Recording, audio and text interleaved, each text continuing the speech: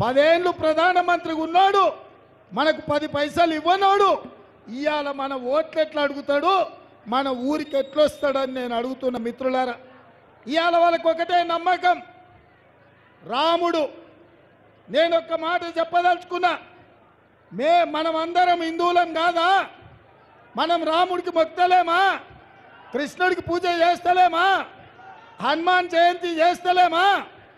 మరి ఆడ గుడిలో రాముడు అయోధ్యలో ప్రతిష్ఠించకంటే ముందే 15 రోజుల ముందే తలంబరాలు మన ఊర్లకు పంపించారు. ఎక్కడి నుంచి వచ్చినవే? అక్కడ ప్రతిష్ఠ జరగకుంటే తలంబరాలు ఉంటాయా? ఎక్కడైనా లగ్గం అయినాక కదా తలంబరాలు వచ్చేది. మరి లగ్గం కంటే ముందు తలంబరాలు ఇచ్చిండంటే ఈడ రేషన్ బియ్యంలో పసుపు కలిపి మనకు పంచిపెట్టి మన ఓట్లు కొద్దులగొట్టాలని చూస్తున్నారు. అందుకే మిత్రులారా, నేను ఇవాళ ఈ వేదిక మీద నుంచి కిషన్ రెడ్డికి, అమిత్ షా గారికి చెప్పదలుచుకున్నా, దేవుడు గుడిలో ఉండాలి, భక్తి గుండెల్లో ఉండాలి. ఎక్కడ ఉండాలి?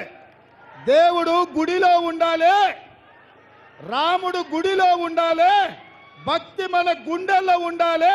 పోలింగ్ బూత్ డబ్బాలో దేవుడు పేరు చెప్పి బిచ్చమడుకున్నట్టు బస్ స్టాండ్లల్లో దేవుడు పేరు మీద ఓట్లు అడుక్కోవడానికి మీకు ఎట్లా సిగ్గులేదని నేను అడుగుతున్నా. అందుకే మిత్రులారా, ఇవాళ బీజేపీలకు గుర్తు చేయదలుచుకున్నా, రాముడైనా, కృష్ణుడైనా, హనుమంతుడైనా, వెంకటేశ్వర్ల స్వామి అయినా మన నమ్మకం, మన విశ్వాసం చిలుకూరు బాలాజీకి ఏ కష్టం వచ్చినా మనం పోయి మొక్కుంటాం. అవునా? ఇవాళ ఆ దేవుళ్ళను కూడా ఓట్ల కోసం తాకట్టు పెట్టడానికి ఇవాళ బీజేపీ పనిచేస్తుంది.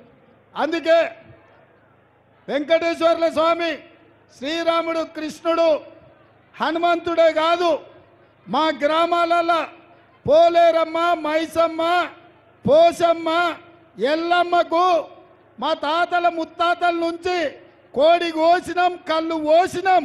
మాకా మీరు భక్తి గురించి చెప్పేది?